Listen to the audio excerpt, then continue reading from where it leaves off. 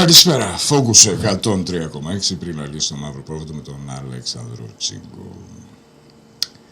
Συνήθως λένε μην μπλέκεσαι με τους ανόητους γιατί κατεβαίνεις στο επίπεδο τους. Σωστό. Ο φίλος που γράφει στα σχόλια εκεί στο YouTube, στο βίντεο για το αέναο χρέος, θα τον παρακολουθούσα πάρα πολύ αύριο που θα είναι η μέρα των ακροατριών και των ακροατών να πάρει τηλέφωνο και να μας εξηγήσει όλα αυτά τα οποία να παρακάψουμε λιγάκι τις βρισχές γιατί σκέφτομαι δηλαδή όχι, λέει ένα σημείο είναι πάρα πολύ ωραίο και το μοιράζω μαζί σας. Λοιπόν, τι λέει ακριβώς για να δω. Μισό.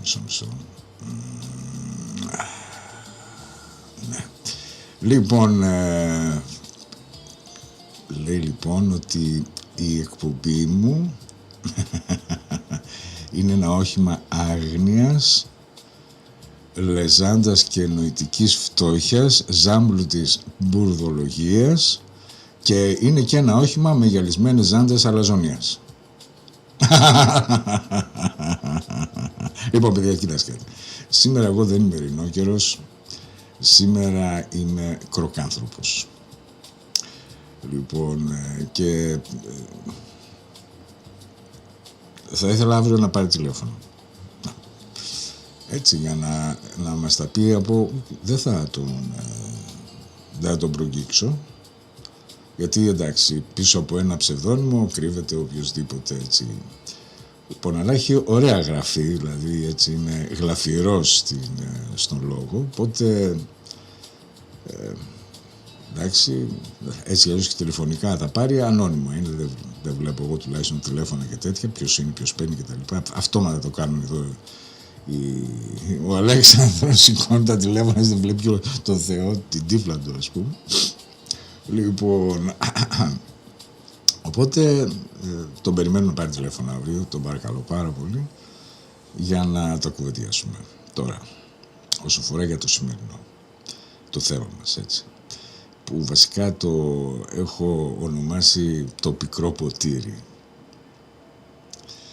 Και έτσι, με τη δημοκρατία στο απόσπασμα των επιδομάτων, να μπλέξουμε την ιστορία, τη μνήμη, τον χρόνο που δεν μας φτάνει και ποια είναι η διάσωση στο επέκεινα. Τώρα για όποιον δεν γνωρίζει τη λέξη επέκεινα είναι η μεταθάνατον διάσωση. Δηλαδή όταν θα έχουμε φύγει εμείς, τι θα συμβαίνει εδώ. Λοιπόν, ένας ακροατής μου έθεσε το ερώτημα και του χρωστάω κάτι περισσότερο από μία απάντηση. Ένας εξαιρετικός φίλος που ζήτησε να ασχοληθούμε λίγο παραπάνω με το ζήτημα του δημογραφικού. Και έτσι κάθισα να το δουλέψω, να το σκεφτώ και να ακούω και την Εύη την γιαγιά. Υπάρχει μια διαφορά ανάμεσα στο θυμικό, στο επιθυμητό και στην πραγματικότητα. Και σε αυτές τις διαφορές επάνω έχω σκεφτεί αυτό το ζήτημα δηλαδή. Ρώτησε ο άνθρωπος, δημογραφικό λέει, πόσοι φεύγουμε, πόσοι δεν γεννιούνται και τι θα απομείνει. Πάνω κάτω αυτή ήταν η ερώτησή του. Και κάτω από το ερώτημα των αριθμών κρυβόταν όπως πάντα το πραγματικό. Που αφορά εμάς, που τα χρόνια μας είναι μετρημένα, που η βιολογική μας ηλικία δεν αντέχει τον ιστορικό χρόνο, κανενός ανθρώπου η βιολογική ηλικία δεν μπορεί να συναγωνιστεί τον ιστορικό χρόνο, δηλαδή θα να πούμε τι είναι ιστορικός χρόνος, π.χ. πριν σπανίων περιπτώσεων περνάνε κάποιοι άνθρωποι τα 100, δηλαδή ένας αιώνας για παράδειγμα μπορεί να είναι ένας ιστορικός κύκλος, ένας ιστορικός χρόνος. Ο βιολογικός κύκλος του ανθρώπου δεν έχει, και όσον αφορά δηλαδή την παραγωγική, δημιουργική, παρεμβατική του ικανότητα εκ των πραγμάτων είναι περιορισμένος. Αυτό λέμε ότι η βιολογική μας ηλικία δεν αντέχει στον ιστορικό χρόνο. Και εμείς τι θα δούμε, τι θα προλάβουμε, τι νόημα έχει ό,τι αγαπήσαμε αν σβήνει. Απόψε λοιπόν θα πιούμε μαζί αυτό το πικρό ποτήρι, όχι για να απελπιστούμε, αλλά για να ξεμεθύσουμε. Γιατί η ανοησία σε αυτόν τον τόπο περισσεύει και η ανοησία μας και η ανοησία των άλλων. Αυτό που είναι βασικό, ότι το αντίθετο, παιδιά, της απελπισίας δεν είναι η ελπίδα, ναι, που πεθαίνει πάντα τελευταία, είναι η φαλιότητα, και να έχουμε ακριβώς στα σύγκαλά μας τι ακριβώς συμβαίνει. Πρώτα οι αριθμοί γυμνοί, χωρίς γλυκαντικά, χωρίς ασπαρτάμι, χωρίς ζάχαρη, χωρίς ζαχαροκάλαμο, χωρίς τίποτα. Αλλιώς όλα τα υπόλοιπα θα ήταν λογοτεχνία. Η υπογεννητικότητα στην Ελλάδα δεν είναι παιδί της κρίσης του 2010, έτσι. Είναι παιδί μιας διαρκούς κρίσης, ενός αιώνα τώρα, μιας χώρας εξατημένης, μιας διαρκής απικίας χρέους, άλλο χρεοκοπία, άλλο απικία χρέους, δηλαδή μιας χώρας η οποία βρίσκεται σε έναν διαρκή δανεισμό από τη γέννησή της, δηλαδή γεννήθηκε μέσα στον δανεισμό, δεν έγινε αργότερα υποχρεωμένη και χρεωμένη, μιας μεθοδευμένης υποανάπτυξης. Θα σας δώσω να καταλάβετε, μεθοδευμένη υποανάπτυξη είναι, για παράδειγμα, τι έκανε, σας λέω ένα παράδειγμα, ο Τρικούπης. Ανέπτυξε ένα σιδηροδρομικό δίκτυο από την Καλαμάτα μέχρι την Αθήνα, χωρίς όμως να συνδέσει λιμάνια, σημεία, μέρη κτλ. Από τη μία πλευρά βέβαια της Πελοποννήσου, όχι τυχαία. Λοιπόν, χωρίς όμως αυτή η συνδρομική γραμμή να μπορέσει ποτέ να κουβαλήσει τα εμπορεύματα, να έχει μια τέτοια δραστηριότητα που να μπορέσει να αποδώσει με τις εξαγωγές κτλ. Το κόστος της τουλάχιστον. Δεν μιλάμε για κέρδος. Το ίδιο έχει συμβεί και με τα τεχνικά έργα εδώ στην Ελλάδα. Όταν ξεκίνησε το 80 η συζήτηση για να γίνει η Εγνατία Οδός, υπήρχε ακόμα κάποια μικρή ύπαιθρος, μικρή, και τα κύρια στοιχεία της αστιφιλίας έχουν ξεκινήσει πολύ πιο νωρίς. Κατά κύριο λόγο στη δεκαετία του 70 πια ολοκληρώνονται, κορυφώνονται.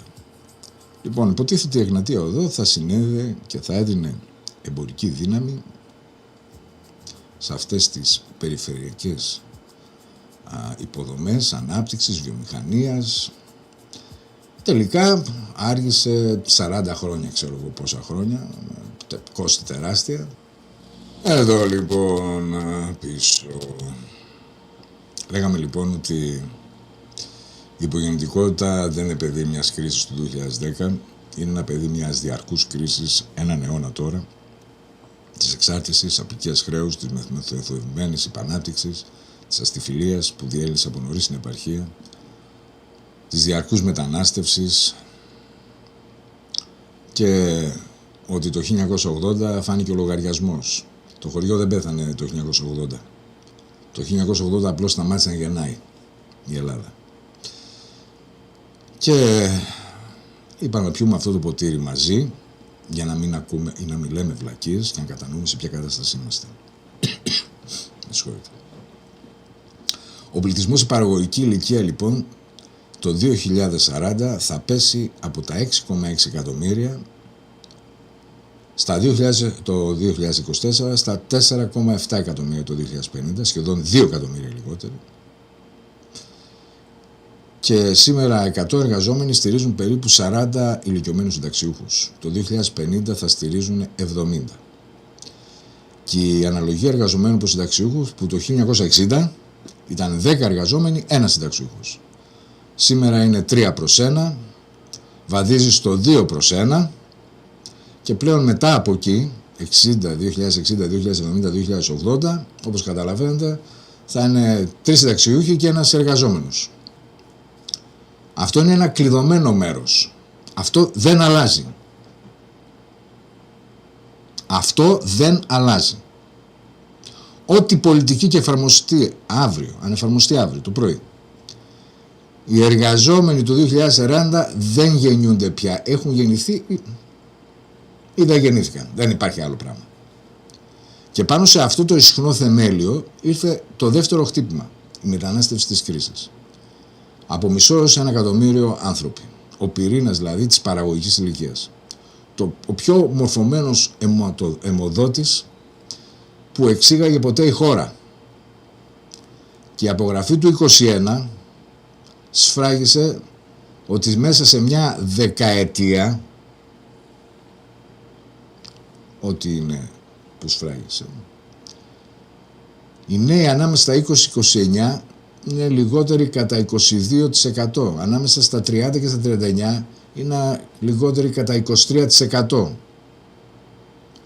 Και δεν είναι μια κακή δεκαετία, είναι ο θερισμός μιας φοράς 40 ετών. Ήρθε ο καιρός, όπως το είπε ο ακροατής μου, να θεριστούν οι καρποί. Υπάρχει λοιπόν αναπόφευκτο. Εδώ πρέπει να μιλήσουμε τη σκληρότητα των παραδειγμάτων και όχι με ευχές. Γιατί ευχολόγια λένε όλοι οι πολιτικοί. Και ανοησίες επίσης. Ιστορικά δεδομένα, και υπάρχουν πράγματι τέτοια. Όταν κάτι αδειάζει,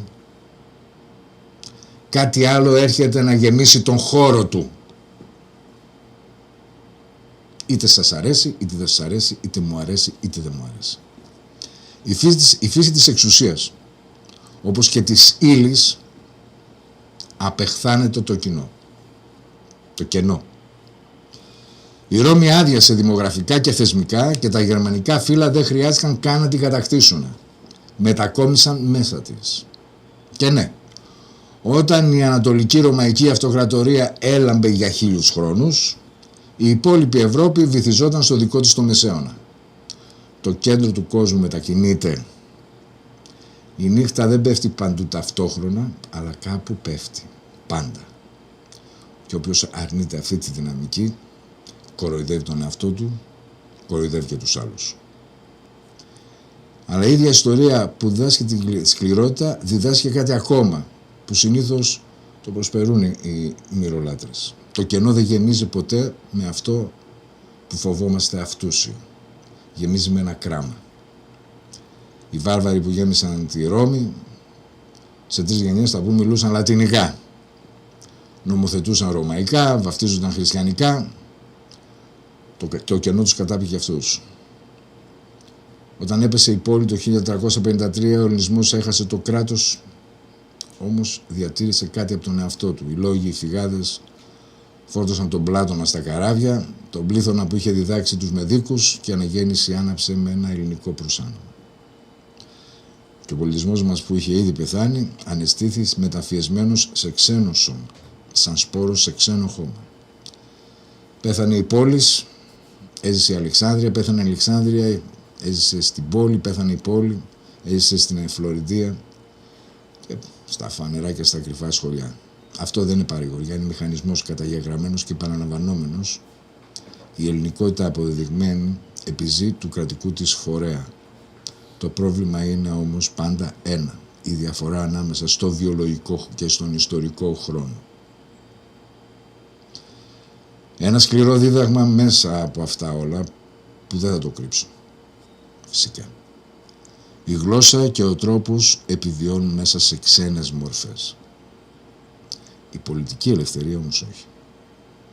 Το Βυζάντιο μίλησε ελληνικά 1000 χρόνια, αλλά ο Δήμος, η συνέλευση, ο πολίτης που ορίζει τον νόμο πέθαναν μαζί με την αρχαία πόλη, με την αρχαία ελληνική δημοκρατία της Αθήνας και περίμεναν 22 αιώνες για να ξαναγεννηθούν. Ό,τι αξίζει διάσωση δεν διασώζεται μόνο του, θέλει φορείς. Έλεγα χθες για τον Walter Lippmann που είπε το 22, τη χρονιά σύμβολο, 1922, και για μας είναι χρονιά σύμβολο.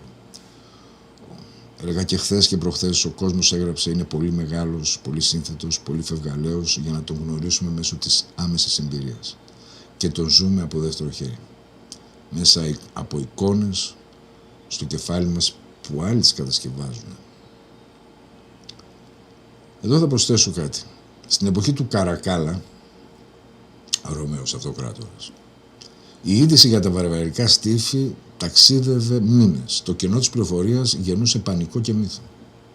Σήμερα το κενό αυτό γέμισε με την πληροφορία να φτάνει ακαριέα. Όλα αυτά σχετίζονται με το ζήτημά μας. Αλλά φτάνει πάλι από δεύτερο χέρι, απλώς ταχύτερο. Και η ταχύτητα δεν έφερε αλήθεια, έφερε απόσταση. Όταν ο άλλος φτάνει σε σένα ως εικόνα, σκοτώνεται ευκολότερα από έναν άνθρωπο. Το είδαμε στη Γάζα με τον πιο ομό τρόπο. Ο αλγόριθμος διαλέγει στόχους, η λογική σκοτώνει 100 για να πετύχω τον έναν. Η εξόνδωση που δεν κρύβεται καν πια.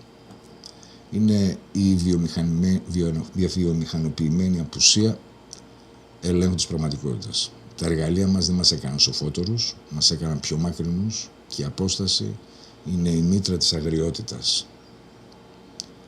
Δεν είναι ο αιώνας μας που επινόησε τη γενοκτονία. Αρμένιδες, Πόντιοι, Ασσύριοι το ξέρουν από το 15. Επινόησε όμως κάτι άλλο, τη γενοκτονία με θεατές σε απευθείας μετάδοση που βλέπουν και δεν μπορούν ή δεν θέλουν να πιστέψουν ότι αυτό που βλέπουν είναι κάτι αληθινό ή το απολαμβάνουν βλέποντάς το. Και αυτή είναι η καινούργια εκδοχή του σκότους. Και μέσα σε όλο αυτό, της απόστασης ανάμεσά μας, υπάρχουν μοχλοί. 4 μοχλοί και κανένας δεν είναι ανώδυνος. Οι γεννήσεις είναι απαραίτητες, αλλά αργές. Παιδί που γεννιέται σήμερα εργάζεται το 2045 και με ρίζα οικονομική. Δεν κάνει παιδιά ο νέος των 830 ευρώ.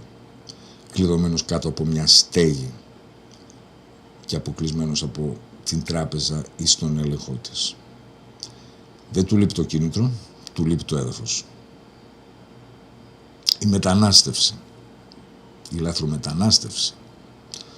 Ο μόνος μοχλός που δουλεύει στον ορίζοντα, παιδιά.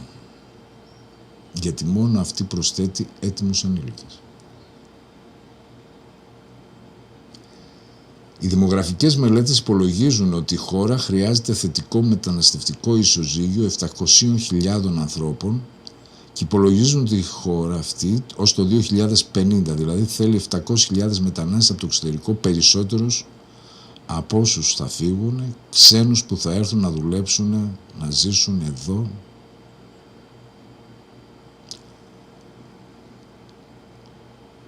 Δεν σας αρέσει αυτό, Αυτό λένε οι αριθμοί όμως. Και όποιου του κάθεται βαριά, είναι βαριά τα πράγματα. Αλλά μπάλωμα και όχι θεραπεία. Και μόνο με όρους. Εφόσον είναι οι δουλειές δηλωμένες, υπάρχουν εισφορές, ένταξη, χωνευτήρι. Αυτά δεν στηρίζει το ασφαλιστικό, τροφοδοτεί την ένταση. Παραγωγικότητα. Λιγότεροι μπορούν να σηκώσουν περισσότερους αν ο καθένας παράγει διπλά. Αλλά αυτό θέλει να κρατήσεις τον πτυχιούχο σου και όχι να τον εξέλεις. Όποιος διώχνει τους μορφωμένους του, εξάγει την ίδια την παραγωγικότητα. Η συμμετοχή από το 1,5 εκατομμύριο των Ελλήνων 55 με 64 δουλεύουν μόνο οι 800.000. Υπάρχει μια δεξαμενή. Υπάρχει και το ανήφορο των ορίων σύνταξης. Οι 4 μοχλοί γεννημένοι 20 χρόνια αργά. Αυτή είναι η αλήθεια όμως.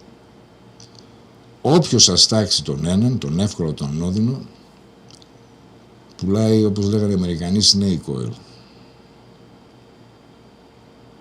Και μια πρόσθετη αλήθεια, που δεν είναι το δημογραφικό και με όσα λέμε σε τούτη την εκπομπή σήμερα. Το δημογραφικό δεν είναι μια φυσική καταστροφή. Είναι η δημογραφική υπογραφή των οικονομικών και των πολιτικών επιλογών μας. Εμείς επιτρέψαμε μια χώρα, τη δική μας, που έχει γίνει χώρος, και μεταχειρίστηκε τους νέους της ως καύσιμο. Τους μισθούς κάτω από το όριο της αξιοπρέπειας, τη στέγη ασήκωτη, την πίστοση κλειστή, και είμαστε εμείς ως χώρα που επιλέξαμε στην πράξη να μην κάνει παιδιά. Γιατί αυτό συμβαίνει. Η λύση δεν περιγράφεται και δεν γράφεται σε κανένα Υπουργείο Οικογένειας. Γράφεται στο μισθό, στο ενίκιο, στην ασφάλεια του νέου ανθρώπου. Όλα τα άλλα είναι επιδόματα πάνω σε πληγή που το ίδιο το σύστημα κρατάει ανοιχτή. Και το πιο σημαντικό, το πιο βάρβαρο από όλα αυτά, είναι ότι εμείς οι ίδιοι,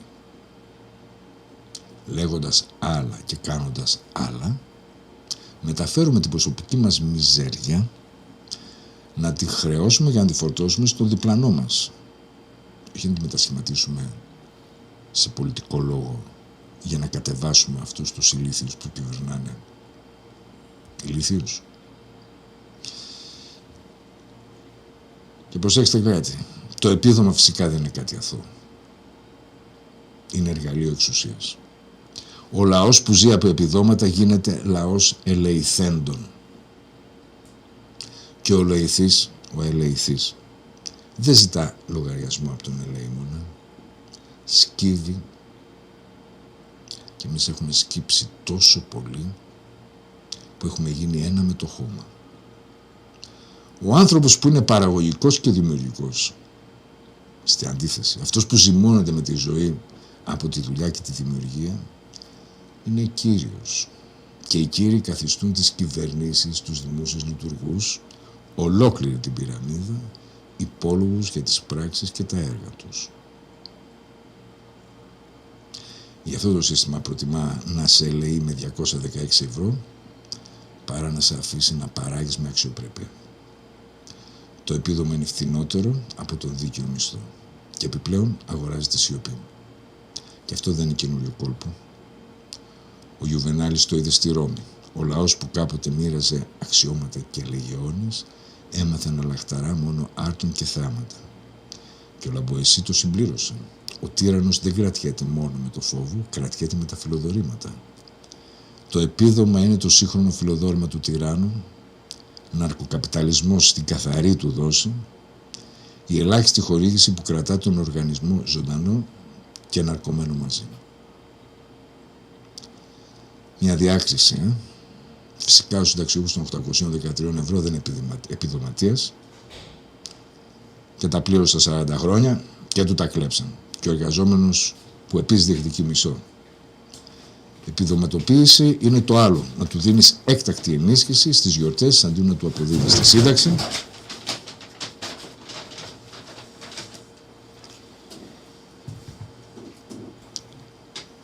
Που του έκοψες, να μοιράζεις πάσχε vouchers ώστε να αφήνεις το μισθό να φτάνει.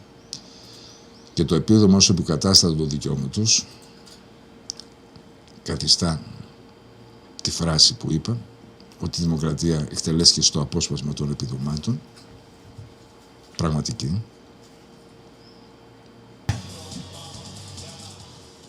Νέα Βαρβαρότητα είναι εδώ, φίλε. Πίσω στο στούντιο Focus 103,6 πριν στο μαύρο πρόβατο με τον Αλέξανδρο Τσίγκο. Προσέξτε κάτι. Τελικά, εδώ και 50 χρόνια, 60 χρόνια, οι πατριώτες στην Ελλάδα δεν ήταν και τόσο πατριώτες. Και παραμένουν να ονομάζουν τον εαυτό τους πατριώτη. Τουλάχιστον δεν ήταν πατριώτες με τη μορφή της έννοιας του αγαπάω τον τόπο μου. Αλλά ήμασταν παρτάκιδες και αυτούλιδες. Αυτή είναι η αλήθεια. Αυτή είναι η πραγματικότητα. Και δεν αναφέρομαι σε μεμονωμένες περιπτώσεις ή σε ξεχωριστούς ανθρώπους.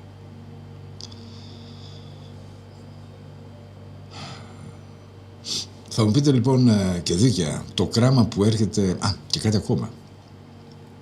Προηγουμένως που έλεγα ότι η είδηση φτάνει πιο γρήγορα, γίνεται η πληροφορία κτλ. Εμείς επιλέξαμε ως Ελλάδα, γιατί αυτό συμβαίνει στο σήμερα μας, έτσι, το μαθαίνουμε κατευθείαν. Εμείς επιλέξαμε λοιπόν ως Ελλάδα, ως Έλληνες, που είχαμε τόσο πολύ την επιθυμία να γίνουμε Ευρωπαίοι, να καθίσουμε στο ίδιο τραπέζι με όλες αυτές τις χώρες που όχι μόνο πλούτησαν από τον πλούτο των εθνών και των λαών που είχαν σε εκμετάλλευση όπως τον δικό μας λαό. Μας δώσαν λοιπόν και ένα δανεικό φράκο για να καθίσουμε σε αυτές τις μεγάλες τις αίθουσες και τις τράπεζες. Αλλά τους κύριους υπεύθυνους για το ξεσπίτωμα, την αθλιότητα, την εξαθλίωση, τον πόλεμο που ζουν αυτοί οι λαοί που έρχονται ως μετανάστες εδώ. Είναι το πλεόνασμά τους.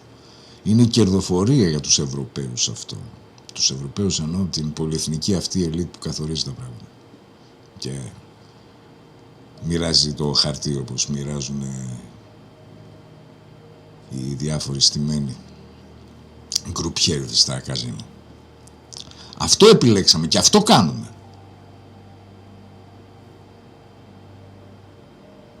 Γιατί αυτές οι εξαθλιωμένες μάζες που έρχονται από το Αφγανιστάν, από το Πακιστάν, από το Κογκό, από την Νιγήρια, από το Σουδάν, δεν αποφάσισαν μια μέρα να αφήσουν το σπίτι τους. Όχι. 60 χρόνια ζουνε μέσα στον εμφύλιο πόλεμο. Μέσα στους ακροτηριασμούς. Για να πλουτίζουν οι Βέλγοι, οι Ολλανδοί, οι Γερμανοί, οι Άγγλοι, οι Γάλλοι, οι Πορτογάλοι, οι Ισπανοί, οι Δανείοι, Σουηδοί, Νορβηγοί. Επιλέξαμε λοιπόν να καθίσουμε στο ίδιο τραπέζι με τους φωνιάδες. Στο ίδιο τραπέζι με αυτούς που φρόντισαν να φουσκώσουν τις περιουσίες μας ιδιωτικές και να στήσουν αυτό το παιχνίδι που λέγεται χρεοκοπία της Ελλάδος. Για να επιστρέψω στο θέμα μας που χρειαζόταν να κάνω αυτή τη διευκρίνηση. Το κράμα που έρχεται δεν είναι σαν το παλιό. 1,5 εκατομμύριο το 1922, γιατί έχω ακούσει αυτό, ότι έρχονται όπως και εμείς ήρθαμε μετά. Πού ήρθαμε, δεν ήρθαμε στον τόπο μας. Ήρθαμε στη μάνα πατρίδα. Κουβαλούσαν ελληνική συνείδηση μετανάστες το 1922. Σημερινοί έρχονται με άλλα ήθη, άλλες θρησκείες, άλλη πίστη. Και συχνά, φυσικά, με το θυμό του ξεριζωμένου. Βέβαια να θυμηθούμε τι λέγανε οι ντόπιοι για όλους εμάς τους πρόσφυγες. Τουρκόσποροι, γιαουρτοφαυτισμένοι, πρόσφυγες, πρόσφυγες, με 2 γάμα. Σαν βρισιά βεβαίως. Και τους στείνανε τους πρόσφυγες στα λιμάνια. Βέβαια αυτοί οι φτισμένοι έφτιαξαν το ρεμπέτικο, ξαναζωντάνεψαν τη Θεσσαλονίκη, γέννησαν ποιητές και ανάμεσά τους τις ρίζες αυτού που σας μιλάει τώρα. Το δίδαγμα δεν είναι ότι όλα τα καλά πάνε μόνα τους. Το δίδαγμα είναι ότι τι θα γίνει αυτός που έρχεται και δεν ορίζει τον ερχομό του. Το ορίζει το αν η κοινωνία που τον δέχεται διαθέτει σχέδιο, θεσμούς και αφήγημα και πολιτισμό και την ικανότητα να είναι χωνευτήρι. Ποιο χωνευτήρι θα μου πεις? Η σημερινή μας μαζική κουλτούρα είναι η κουλτούρα ήττας. Του υποκόσμου, το κέδων, το ξεριζωμένο της Μύρινης. Ήταν και αυτός ένας πολιτισμός ήττας. Που όμως διέπρεψε. Αναδύθηκε. Δική μας κουλτούρα τι είναι? Είναι κουλτούρα ήττας. Τραπ και ο λογαριασμός της Λιόλιου. Βιομηχανικά προϊόντα στημένα φτηνά. Είναι κουλτούρα ήττας αυτό που έχουμε και διαχειριζόμαστε. Η λογοτεχνία, η ποίηση ζωγραφική παρασιτούν στο περιθώριο της ίδιας τους της ύπαρξης. Αυτό για το σήμερα, για όλους όσους ακούτε, δεν με ακούτε. Ένα βιβλίο δεν διαβάζουμε.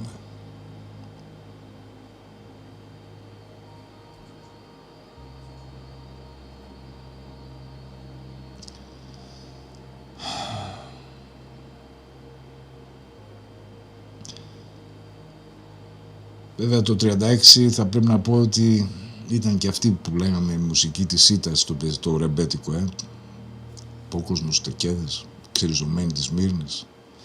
Και αυτός ήταν πολιτισμός ήττας που μεταξύ την απαγόρευσε. Διανόμη και αστυνομία σπαγε τα μπουζούκια στα αγώνατα των μπουζουξίδων. Εκείνη η περιφρονημένη, ποινικοποιημένη κουλτούρα που λεγόταν ρεμπέτικο και αποτέλεσε για χρόνια το χρυσό μέτρο. Κουλτούρα της ήττας πάντα η πρώτη ύλη της σύνθεσης. Εμείς σαν χωνευτήρι δεν μπορούμε να χωνέψουμε τίποτα από αυτό που έρχεται. Γιατί είμαστε μικρόνομοι. Αυτό πιστεύω. Δεν έχουμε τη δυνατότητα που είχαν οι Ηνωμένες Πολιτείες να ενσωματώσουν τους μαύρους, τους κίτρινους, τους λευκούς, τους Ινδιάνους. Με τον τρόπο βέβαια αλέσανε.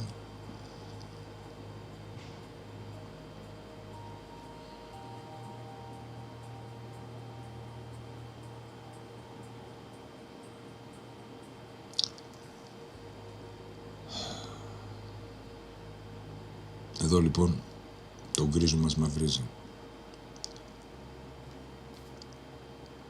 Η ποίηση που παρασιτεί στο περιθώριο. Βέβαια ο Παπαδιαμάντης πέθανε πάμφτωχος, ο Κάλβος και χασμένος, ο Καβάφης τύπωνε φυλάδια για 30 φίλους. Το περιθώριο δεν ήταν ο τάφος της τέχνης, ήταν η μήτρα της. Το τάφος της τέχνης είναι ένα πράγμα η σιωπή μας. Και να πάμε ένα βαθύτερο βήμα. Γιατί το χωνευτήρι έχει θεμέλιο και το θεμέλιο έχει όνομα. Κοινή γλώσσα. Όχι με την έννοια του φροντιστήριου. Όχι αυτοί που θα έρθουν να μιλούν ελληνικά, αλλά να λειτουργούν ελληνικά, να ονειρεύονται, να παζαρεύουν, να βρίζουν, να ερωτεύονται, να θάβουν τους νεκρούς τους μέσα από τη γλώσσα τη δικιά μας.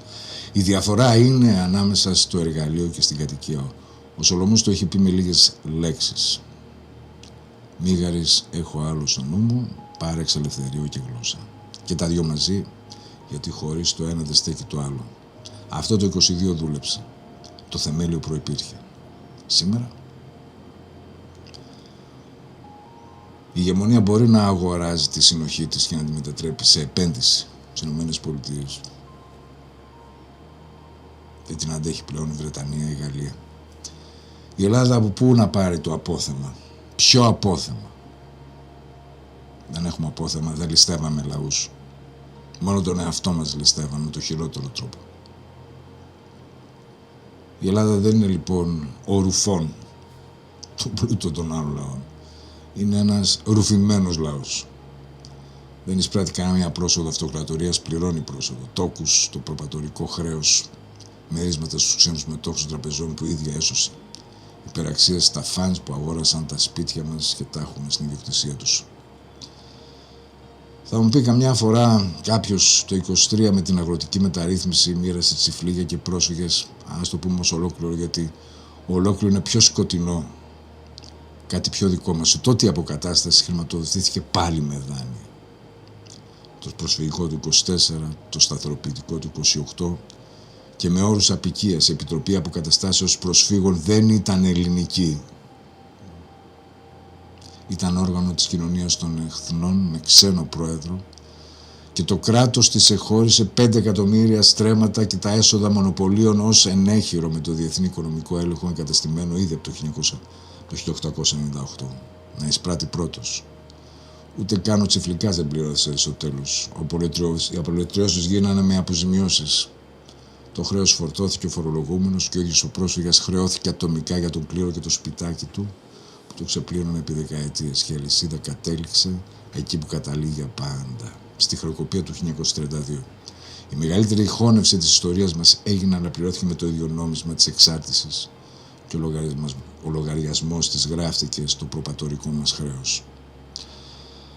3 δρόμοι λοιπόν για να πληρωθεί με κοινωνική συνένεση το χωνευτήρι, σχολείο, μισθός και γεννήσεις. Ο δρόμος της ηγεμονίας είναι κλειστός για μας.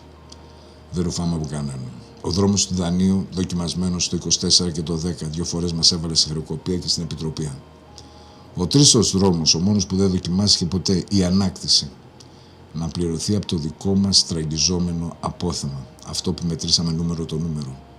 Τα μερίσματα που εκραίουν, τα δισεκατομμύρια των αναθέσεων χωρίς διαγωνισμό, τον αναβαλλόμενο φόρο που χαρίζει τη φορολογία στις τράπεζες. Η Ελλάδα δεν είναι φτωχή χώρα χωρίς απόθεμα, είναι στραγγισμένη χώρα και το απόθεμά της εκραίει προς τα πάνω και προς τα έξω. Γι' αυτό και το δημογραφικό, το μεταναστευτικό και το ταξικό είναι ένα και το αυτό πρόβλημα. Και όποιος μας το πουλάει χωριστά, μας κρύβει το λογαριασμό. Τώρα, Υπάρχει ένα ακόμα ερώτημα. Αλλά όλα αυτά, ο σπόρος, το χώμα, οι αιώνες, εμείς που περάσαμε τα 50, τα 60 και εσύ που ακούς που μετράς τα δικά σου χρόνια. Εμείς που η βιολογική μας ηλικία δεν αντέχει στον ιστορικό χρόνο. Σαν να τι μας λες τώρα, κροκάνθρωπε ή ειρηνόκερε. Δεν πειράζει, θα έρθει η άλλη γενιά να φτιάξει το καινούργιο ρεμπέτικο. Όχι. Δεν θα πω γιατί θα είναι σαν να μας προσβάλλω όλους. Θα πω σκληρότερα και το αληθινότερο. Υπάρχει μια γενιά η δική μας που μπορεί να ζήσει ολόκληρο το κατέβασμα και τίποτα από ανέβασμα. Και θα το ζήσει. Να είσαστε προετοιμασμένοι και έτοιμοι γι' αυτό. Αυτό είναι αδικία σχέτη, χωρίς αντιστάθισμα. Και όποιος πει ότι η ιστορία θα σας δικαιώσει, μας πουλάει μεταφυσική σε δόσεις. Η ιστορία δεν δικαιώνει νεκρούς. Δεν έχει τέτοιο ταμείο. Αλλά ακούστε τι δεν μπορεί να μας πάρει κανένα δημογραφικό. Οι γέροντες της πόλης και των μουδανιών δεν έσωσαν τη Σμύρνη. Έσωσαν τη γλώσσα, τα τραγούδια, τις συνταγές, τα ονόματα, εκταφόρτωσαν στα εγγόνια, σαν πρίκα που δεν ήξερα αν θα ανοίξει ποτέ. Ο σπόρος δεν βλέπει το δέντρο και το δέντρο δεν θυμάται το σπόρο. Κι όμως το ένα είναι στο άλλο. Και κάτι ακόμα. Το πιο δικό μας. Ο ιστορικός μας χρόνος δεν μας ανήκει. Η ώρα όμως μας ανήκει. Το βράδυ που λέμε την αλήθεια σε όποιον ακούει, αυτό δεν εκκρεμεί από καμιά μελλοντική δικαίωση για να έχει αξία. Έγινε. Είναι. Δεν ακυρώνεται αναδρομικά από κανένα μέλλον. Και το ευζήν των προγόνων μας δεν ήταν ποτέ υπόσχεση αποτελέσματος όταν ήταν ο τρόπος που στέκεσαι. Με ημερομηνία λήξης γνωστή και εκ των προτέρων. Γι' αυτό έβαλαν τον Λεωνίδα στα στενά των Θερμοπυλών, όχι επειδή λογάριαζαν να νικήσει.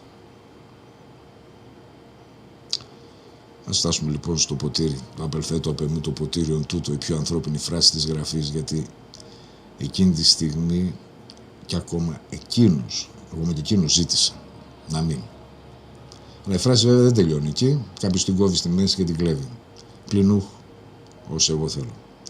Η αισθημανή δεν είναι η στιγμή της άρνησης, είναι η στιγμή που ο φόβος ομολογείται ολόκληρος και μετά σηκώνεται και προχωρά. Ο άνθρωπος. Αυτό είναι το πρότυπο μας για απόψε. Δεν σας δίνω λοιπόν το πικρό ποτήρι σαν φάρμακο που το χορηγεί γιατρός από ασφαλή απόσταση. Θα το πω μπροστά. Πρώτος, το πίνω χρόνια. Την αλήθεια χωρίς ζάχαρη με το κόστος της. Και το τρελό που μπορεί να με φορτώσουν, μέρος του κόστους είναι. Γιατί είμαι ένας διαγνώστης, δεν χρωστάω θεραπεία, δεν μπορώ να προσφέρω θεραπεία. Η διάγνωση δεν είναι παρηγοριά στον άρρωστο. Είναι όμως προϋπόθεση κάθε γιατριάς που τυχόν έρθει για μια αρρώστια. Ο άρρωστος που ξέρει ότι τι έχει, πάβει ο ίδιος να φταίει στα μάτια του. Πάβει να πίνει ό,τι του σερβίρουν οι κομπογιαννίτες και ξέρει τι πρέπει να ζητήσει. Λαός νυφάλιος πονά περισσότερο από λαό ναρκωμένο. Και μόνο νυφάλιοι μπορούμε όταν έρθει η ώρα να σταθούμε. Υπάρχει διάσωση στο επέκεινα, όχι στον ουρανό. Στο επέκεινα του δικού μας χρόνου και εκεί που δεν θα φτάσουμε. Έχει όνομα και όρους και δεν είναι αυτοί που νομίζουμε. Δεν θα διασώσουμε το έθνος με τα σημερινά του όρια και μεγέθη. Αυτό θα το κρίνουν οι αριθμοί και οι μεγάλες πλάκες της γεωπολιτικής που τρίβονται πάνω μας. Διασώζεται αν διασωθεί αυτό που διασώθηκε κάθε φορά. Η γλώσσα, ο τρόπος, το ερώτημα, το γνώθι σε αυτόν δεν χρειάζεται υπουργείο για να επιζήσει. Χρειάζεται στόματα. Η ελληνικότητα δεν πεθαίνει από δημογραφία πρώτα απ' όλα. Πεθαίνει μόνο από τη σιωπή της, όταν πάψουν να τη μιλούν, να τη γράφουν, να τη μαθαίνουν όσοι την κατέχουν. Και πεθαίνει από την παραίτηση των φορέων της. Γι' αυτό προσέξτε. Δεν αποφασίζει πάντα η ιστορία, το αποφασίζουμε κι εμείς, κάθε ένας από εμάς, κάθε βράδυ.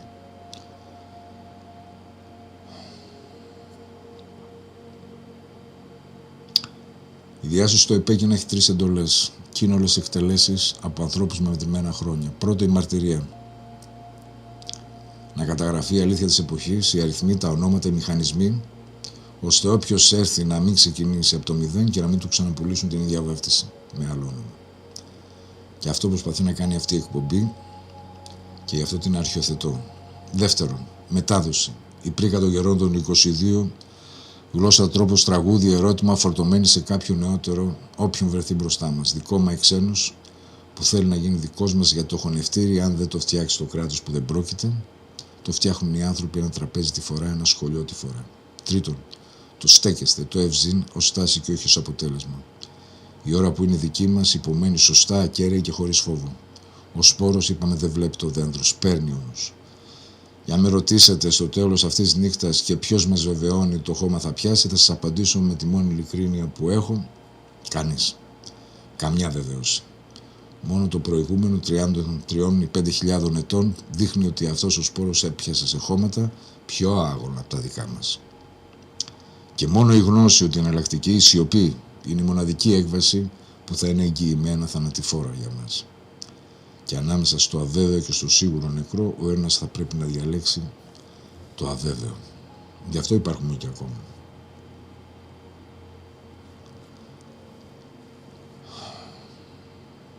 Αυτή είναι η πραγματικότητα όμως.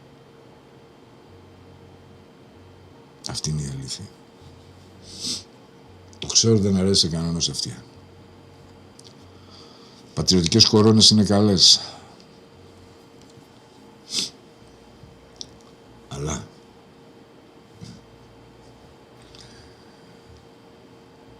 όχι μόνο δεν φτάνουνε, ούτε περισσεύουν καν. Τώρα, σας είπα ότι σήμερα είμαι ο κροκάνθρωπος. Νικόλας Άσημος, αναζητώντας τους κροκανθρώπους. Δεν γνωρίστηκε σίγουρα ποτέ με τον Ιονίσκο. Αν και ο άνθρωπος που έστεινε στα υπόγεια της φιλοσοφικής λίγο νταντά και χωρίς να ξέρει τον νταντά, δύσκολα να μην είχε ακούσει το Ρινόκερο και το θέατρο του παραλόγου. Δεν έχει σημασία. Ο Ιονέσκου λοιπόν μιλούσε για το πώς σε μια πόλη σιγά σιγά μετατράπηκαν οι άνθρωποι σε ορεινόκερους πλην ενός του Μπεραζία. Μένει ο Μπεραζία λοιπόν, ο αδύναμος, ο πότης, ο οποίος λέει δεν σηκθήκω λόγο. Έτσι. Στον Ιονέσκο λοιπόν η μεταμόρφωση σε θηρίο είναι η απώλεια. Το κοπάδι κτηνοποιείται. Και ο μοναχικός μένει ο άνθρωπος. Ο Άσημος όμως απ' την άλλη όχθη, γιατί μου έκανε κλικ ασχολούμενος με το Ρινόκερο αυτές τις μέρες. Έχει τη θεμελιώδη διαφορά ότι στο δικό του κόσμο η μεταμόρφωση έχει ήδη συντελεστεί. Δεν υπάρχει αγωνία μήπως οι άνθρωποι γίνουν κτήνοι.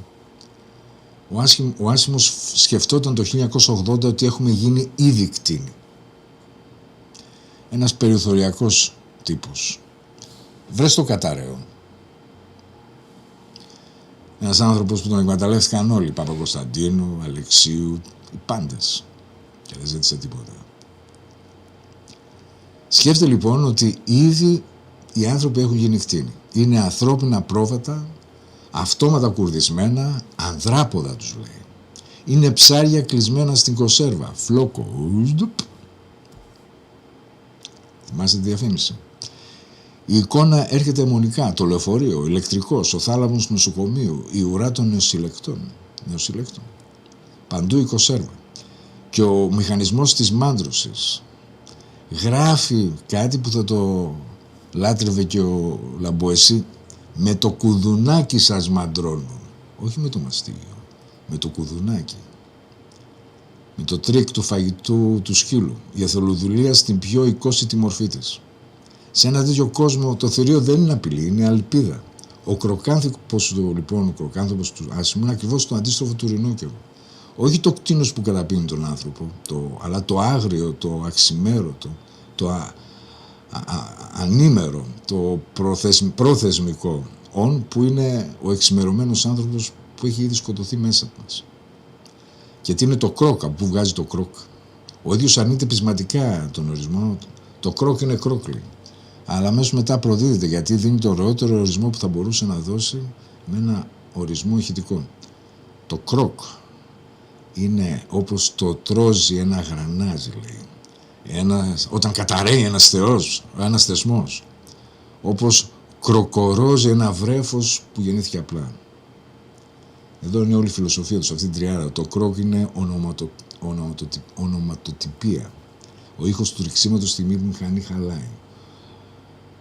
Ο χρόνος του θεσμού που σοριάζεται. Η πρώτη ακατέργαστη κραυγή του νεογέννητου που απλά γεννήθηκε. Δηλαδή χωρίς σκοπιμότητα, χωρίς εξουσία της μαμάς, χωρίς να είναι στη γυλιά, ήδη κάποιο κτήμα κτλ. Ο κροκάνθρωπος λοιπόν είναι ο άνθρωπος τρίξιμο. Είναι το σημείο βλάβης μέσα στο γρανάζι. Δεν πολεμάει το μηχανισμό απ' έξω, τον κάνει να τρίζει από μέσα, με την ίδια την ύπαρξη. Και όποιος θέλει ας ακούσει πίσω από τη λέξη και τον κρόκο του αυγού, το ζωντανό κέντρο μέσα στο νεκρό κέλφος ή στον κροκόδιλο, το αρχαίγονο ερπετό που δεν εξημερώθηκε ποτέ. Ο άσημος δεν διαψεύδει κανένα συνειρμό. Οι λέξεις του είναι στρόβιλο, όπως στρόβιλος ήταν κι αυτός.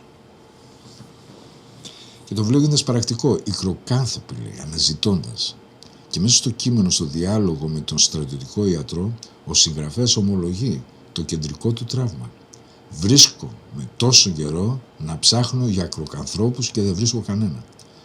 Ο μόνος που πλησίασε στο πρότυπο είναι ο μυθικός που τον ονομάζει Έτσι. Έτσι, ο Έτσι.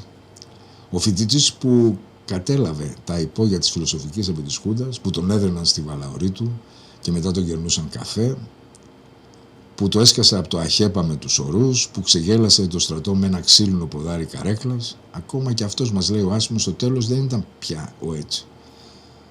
Το θηρίο λοιπόν του Ιωνέσκου πληθαίνει σαν επιδημία. Το θηρίο του Άσιμου σπανίζει σαν ένα είδος υποεξαφάνιση.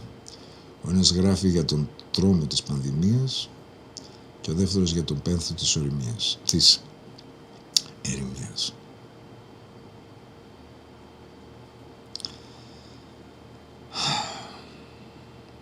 Υπάρχει λοιπόν μέσα σε αυτό το βιβλίο του 81 η ύστερη καταγραφή μιας φιγούρας που έχει ήδη περπατήσει μια δεκαετία στη Θεσσαλονίκη και στην Πλάκα. Και ο ίδιος ξέρει ότι η καταγραφή είναι το λιγότερο. Οι πραγματικές, λέει, ζωικές μου στιγμές δεν καταγράφονται, προειδοποιεί στον πρόλογο. Ό,τι κρατάμε στα χέρια μας είναι με τη λέξη του λεκτουσία. Λεκτικό κέλφος της ουσίας. Η ουσία ήταν η πράξη. Στην ένα θεατράκι στα υπόγεια της φιλοσοφικής μέσα στη Χούντα. Ανοιχτές πρόβες, κανένα τελειωμένο έργο, κάθε μέρα και άλλο έργο μπροστά στους θεατές και το καταστατικό του γραμμένο σαν προφητεία. Το έργο δεν τελειώνει ποτέ. Την μπουάτ 11η εντολή στην Πλάκα, με τις ταμπέλες παγίδες στην είσοδο, απαγορεύονται η είσοδος εις άπαντας αναγεννηθέντες την 21η του μήνους, εννοεί βέβαια την 21η Απριλίου. Εξαιρούνται οι οδοντόκρεμες. Το μουσικό θέατρο της φτώχειας, το Σούσουρο, για ένα πολιτικό καφενείο στα σκαλιά της Μνησικλέους, ένα άνθρωπος με μια κιθάρα και μια αίτηση προς το σύμπαν. Και η εμφάνιση, πλεχτό πολύχρωμο καπελάκι, κοτσιδάκια δεμένα με καλωδιάκια από χαλασμένο τραζίστορ, το καρεκλί, το ξύλινο ποδάρι που όλοι έβλεπαν σαρόπαλο και εκείνος επέμενε συλλαβιστά καρεκλί, το κομμένο ψάθινο καπέλο που ήταν ο χαρταετός σύμμαχός του, το άσπρο χαρτόνι που ήταν σημαία, μια ουδέτερη σημαία.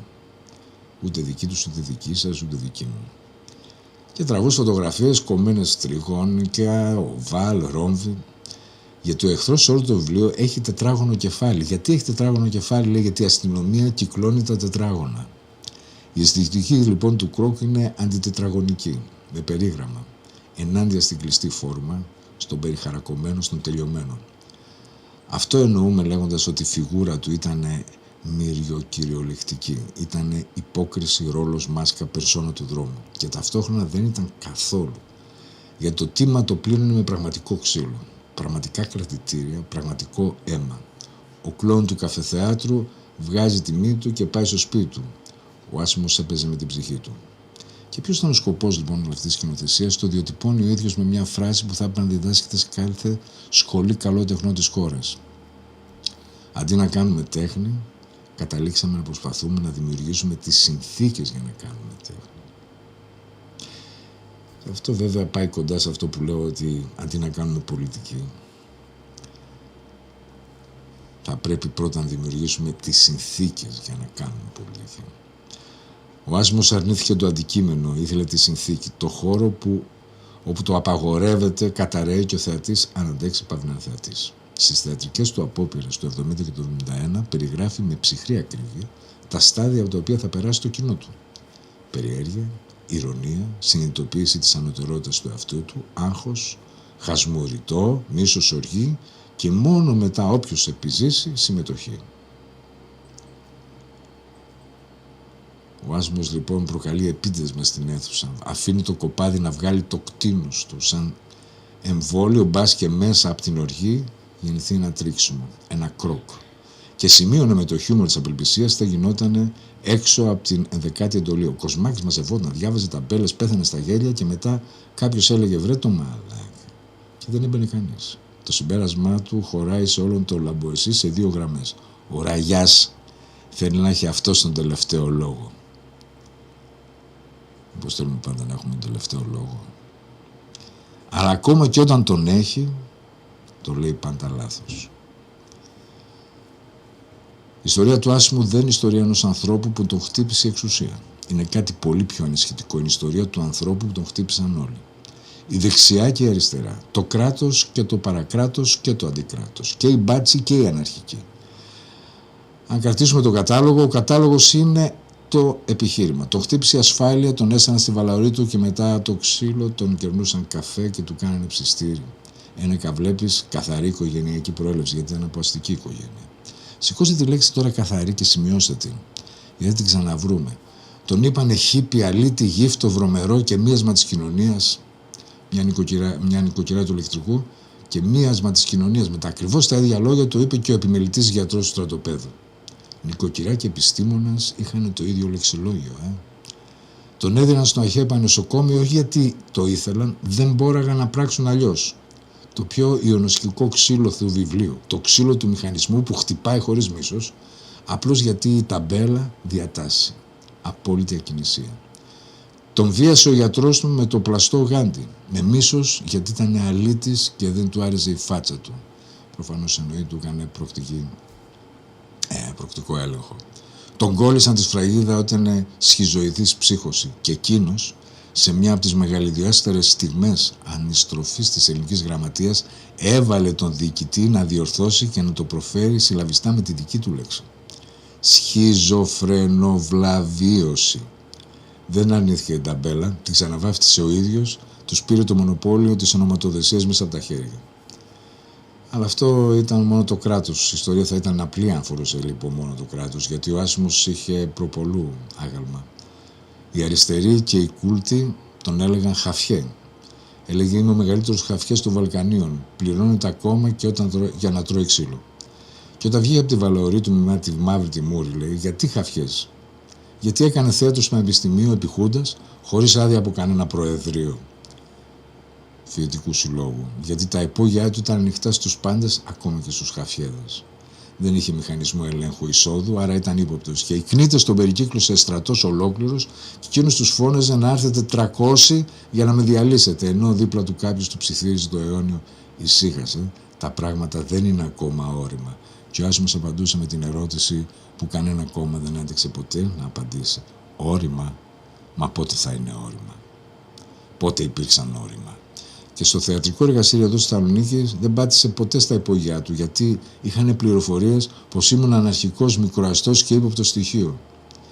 Και ένας μεταπολιτευτικός πολιτισμικός σύλλογος ξαναειδρυμένος από τα Πασόκια δεν έγραφε μέλη, αν δεν το σύστηναν προηγουμένως 2 μέλη, για να μην μπουν και χαφιέδες. Ας αλλάξουμε την αρχιτεκτονική. Για να πει στην οργάνωση της ελευθερίας, χρειαζόσουν 2 εγγυητές καθαρότητας. Και ο άσημος δεν είχε εγγυητές, είχε μόνο τον εαυτό του που δεν αρκούσε. Ούτε οι αναρχικοί τον ήθελαν. Και εδώ η πικρά του γίνεται καυστήρας. Δεν μιλάω για τους κνήτες, τα Πασόκια και τους Μουλού. Μιλάω για τους αυτόνομους και τους αναρχικούς. Εμένα δεν με κάλεσαν ποτέ. Ούτε ο αντάρτης ο Τζαβέλας τον χώνευε και τον ξεφορτώθηκε με τη διάγνωση είσαι αναρχικός και συντήρηση μαζί. Αναρχικός για τους συντηρητικούς, συντηρητικός για τους αναρχικούς, ύποπτος και για τις 2 εκκλησίες ταυτόχρονα. Και το πιο φαρμακερό ποτήρι το ήπια από τους ίδιους τους συντρόφους τα Χριστούγεννα το 1975. Συνεργάζονται στο Σούσουρο. Οι άνθρωποι που είχαν συνυπογράψει μαζί του τη διακήρυξη κατά της εκμετάλλευσης τον έδιωξαν με το χυδαιότερο τρόπο, τηλεφωνικά, χωρίς απολογία, με την απειλή του ξυλοδαρμού και την αστυνομία. Οι αντικαπιταλιστές τον απέλυσαν σαν εργοδότες και κάλεσαν πάνω το κράτος που πολεμούσε. Και το ίδιο μοτίβο ξανά και ξανά στο τέλος Όποιον θεσμό και αν πλησίαζε, όποιον αντιθεσμό και αν συνίδρυε, η κατάληξη ήταν ίδια. Διαγράφει για 10η τουλάχιστον φορά στην Black List. Γιατί ένας άνθρωπος που δεν έβλεψε κανέναν, που μοίραζε το βιβλίο του χωρίς κέρδος, που κοίμησε ξένους πάνω στο μικρό του δάχτυλο, ενώ δεν είχε ο ίδιος που να κοιμηθεί, γιατί τον απέβαλαν όλα τα κοπάδια και τα κοπάδια που αυτοπροσδιορίζονται ως αντικοπάδια. Η απάντηση δεν βρίσκεται στην πολιτική, βρίσκεται σε μια λέξη που όλα τα κοπάδια από τη γενική ασφάλεια ως την αναρχική κατάληψη μοιράζονται σαν ένα κενό θεμέλιο χωρίς να το ξέρουν, τη λέξη καθαρότητα. Προηγουμένως έλεγα ότι η ασφάλεια του φτιάχνει καφέ γιατί προέρχεται από καλή οικογένεια. Καθαρό αίμα, καθαρή γενιά. Το παιδί θα σωθεί αν επιστρέψει στο μαντρί της καταγωγής του. Οι αριστεροί του πιστώνουν ότι καθαρό παρελθόν, καθαρό μητρό, καθαρή γραμμή. Η αριστερά δεν ζητούσε ανθρώπους, ζητούσε βιογραφικά χωρίς κοιλίδα. Το πολιτιστικό του Πασόκ φιλτράρει τα μέλη του με διπλή σύσταση, υγειονομικός έλεγχος εισόδου, καραντίνα ιδεών. Και όσοι δεν περνούν το φίλτρο, αυτοί δεν λέγονται διαφορετικοί, λέγονται με τη λέξη που του πέταξα η κυρία του ηλεκτρικού και ο γιατρός του στρατοπέδου. Μίασμα. Μίασμα, αυτή η λέξη δεν είναι βρισιά, είναι ολόκληρο θεολογικό σύστημα σε 3 συλλαβές. Και αφορά όλους μας τώρα. Η αρχαία ελληνική σκέψη, το μίασμα ήταν η τελετουργική μόλυνση. Ο μιασμένος δεν ήταν απλώς κακός, είναι μεταδοτικός. Η παρουσία του και μόνο μολύνει την πόλη, φέρνει λοιμό και η πόλη οφείλει να καθαρθεί. Να κάνει καθαρμό εξοντώνοντας ή εξορίζοντας τον φορέα. Ο ειδίποδας δεν τιμωρείται, αποβάλλεται για να καθαριστεί η θύβα. Όταν λοιπόν μια κοινωνία δεξιά, αριστερή, αναρχική, αδιάφορο μας είναι, ονομάζει έναν άνθρωπο μίασμα, δεν τον κρίνει ηθικά, τον ταξινομεί βιολογικά ως παθογόνο. Και απέναντι στο παθογόνο δεν έχει υποχρέωση διαλόγου, έχει υποχρέωση απολύμασης. Και εδώ φτάνουμε στο σημείο για αυτό που ξεκίνησα να γράφω αυτό το κομμάτι και να διαβάζω και να σκέφτομαι για τον Βρουκάνθρωπο. Ας ακούσουμε λοιπόν πώς μιλάμε. Α, είναι καθαρόαιμος λαϊκός λέμε. Α, είναι καθαρόαιμος αριστερός. Α, είναι καθαρόαιμος δεξιός. Είναι καθαρόαιμος επιθετικός. Είναι καθαρόαιμος Έλληνας. Καθαρόαιμο. Η λέξη έφυγε από την ζωοτεχνία, εκεί γεννήθηκε, στα βιβλιάρια των κτηνιάτρων, στη βελτίωση των φυλών των αλόγων και των σκύλων και πέρασε στα εγχειρίδια της ευγονικής, εκείνης επιστήμης που το πρώτο μισό του 20ου αιώνα υποσχόταν την κάθαρση του ανθρώπινου είδους από τα κάθατά του στοιχεία και κατέληξε εκεί που κατέληξε. Ξεπλημμένη, χωμένη σε εισαγωγικά, που σιγά σιγά έπεσαν και καταστάθηκαν στην καθημερινή μας γλώσσα ως κοπλιμέντο. Εμείς σαν λαός εστερνηθήκαμε την ευγονική χωρίς να το καταλάβουμε. Δεν χρειάζεται κανένα καθεστώς για να μας την επιβάλλει. Μας την πέρασε η ίδια η γλώσσα με τη μέθοδο που αυτή η εκπομπή ονομάζει χρόνια για το ωραίο αυτό χρόνια. Βάφτιση. Το φορτίο μένει, η ετικέτα αλλάζει, το δηλητήριο σερβίρεται ως φιλοφρόνηση. Όταν λες λοιπόν καθαρόαιμος, εννοείς γνήσιος. Έχεις δει λοιπόν δεχτεί χωρίς να ερωτηθείς ότι η γνησιότητα είναι υπόθεση αίματος, ότι το ανάμεικτο είναι νόθο, ότι το ανακατεμένο είναι κατώτερο, ότι η αξία πιστοποιείται με γενεολογικό έλεγχο και αυτό είναι το δόγμα της ευγονικής, λέξη προς λέξη. Απλώς πλέον το προφέρουμε χαμογελώντας. Καταλαβαίνετε. Ο Άσιμος αντιστρέφει το ίδιο το σημείο της καθαρότητας. Στο βιβλίο του λέει όλοι καθαροί, γιατροί, καθηγητές, επίτροποι, κομματικά στελέχη, αποδεικνύονται ένα προς ένα ανδράποδα. Ποιος ονομάζει καθαρούς, ακούστε το. Οι σκουπιδιάριδες ήταν οι πιο καθαροί. Και ίσως και μόνοι σύντροφοι. Οι άνθρωποι που πιάνουν με τα χέρια τους ό,τι η καθαρή κοινωνία αποβάλλει. Αυτοί είναι οι καθαρίτες. Και το μνημείο του δεν είναι ο λευκός πύργος, ο λευκός κατάλευκος απολυμασμένος πύργος σύμβολο. Είναι το σκατό του, έτσι δίπλα του, σκληρότερο από πέτρα, που δεν το επισκέπτεται ποτέ κανείς. Και ο Άσιμος μας απαγορεύει ρητά την αντιστροφή. Ο πύργος είναι δίπλα στο σκατό και όχι το ανάποδο. Ολόκληρη αυτή η αναστροφή του βιβλίου που τόσους αναγνώστες έχει αποδιώξει είναι στην πραγματικότητα το φιλοσοφικό του όπλο απέναντι σε ένα πολιτισμό που θεμελιώνεται στην απόθεση του ακάθαρτου και ο Άσιμος στείνει το ακάθαρτο στο μνημείο. Είναι αντικαθαρμός, είναι ο ειδίποδας που αρνείται να φύγει από την θύβα και γι' αυτό αντί για το μίασμά του στείνει αυτό που είναι στην κεντρική πλατεία και το ονομάζει άγαλμα. Και έτσι καταλαβαίνουμε γιατί το χτύπησαν όλοι, όχι επειδή ήταν αριστερός για τους δεξιούς και δεξιός για τους αριστερούς. Αυτή είναι η επιφάνεια. Το χτύπησαν όλοι επειδή όλοι κάτω από τις αντίθετες σημαίες τους υπηρετούν την ίδια θεότητα, την καθαρότητα. Το κράτος ζητάει ένα καθαρό ποινικό μητρό, το κόμμα θέλει μια καθαρή γραμμή, ένα καθαρό παρελθόν, οι αναρχικοί θέλουν μια καθαρή αντισυμβατικότητα πιστοποιημένη από την πιάτσα, ο μαγαζάταρος θέλει μια καθαρή εμπορική εικόνα, ο γιατρός θέλει μια καθαρή διάγνωση, η ταμπέλα θέλει μια καθαρή ανκινησία. Καθένας έχει το δικό του κριτήριο αίματος και ο άσημος ήταν καταστατικά ανάμεικτος, αναρχικός που δεν έκαιγε, χριστιανόφωνος που έβριζε τους παπάδες, λαϊκός που έκανε νταντά, ροκάς με τσάμικα, τρελός με δίπλωμα και νυφάλιος χωρίς. Δεν ήταν ακάθαρτος επειδή έκανε κάτι, ήταν ακάθαρτος επειδή δεν διαχωριζόταν. Και μια κοινωνία που έχει εστερνιστεί την ευωγονική χωρίς να το καταλαβαίνει, δεν φοβάται τίποτα περισσότερο από το διαχώριστο, αυτό που δεν χωράει κανένας. Ο μηγάς είναι ο ζωντανός αντίλογος στο δόγμα του αίματος. Γι' αυτό πρέπει να φύγει από παντού. Γι' αυτό τον διώχνουν από παντού. Γι' αυτό ας το πούμε καθαρά, με τη σωστή πια σημασία της λέξης, τα χέρια που ετοίμασαν το τέλος του δεν ήταν μόνο τα χέρια του κράτους, ήταν όλα τα χέρια, από όποια πλευρά και να άπλωσαν και τους ζητούσαν πιστοποιητικά.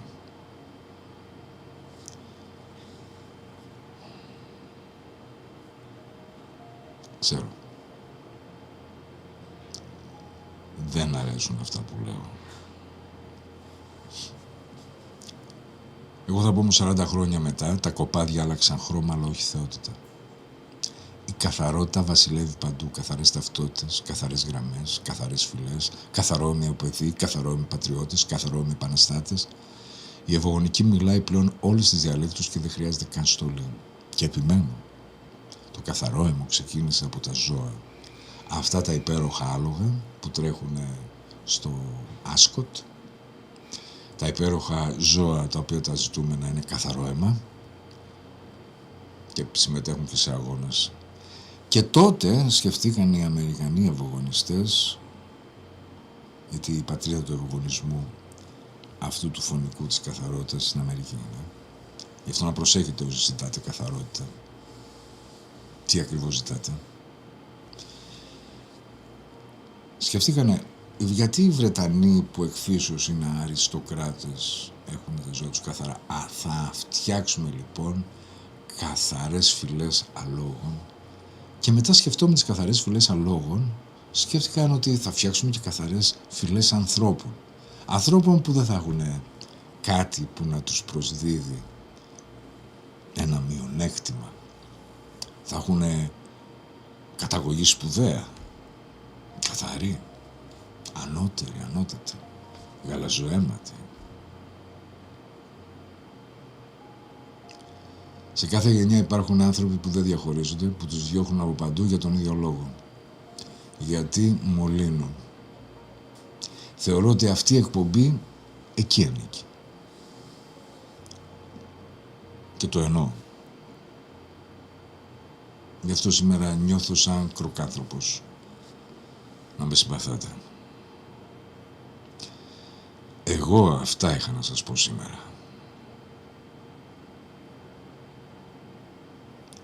Και ευχαριστώ όλες και όλους σας που ήσασταν εδώ συντονισμένοι. Στη συχνότητα του Focus 103,6, στην εκπομπή πριν αλύσει το μαύρο πρόβατο με τον Αλέξανδρο Τσίγκο, σε όλους αυτούς εδώ τους φίλους που είναι στο YouTube, στο Άλεξ Τσίγκος, και για αυτά που γράφουνε,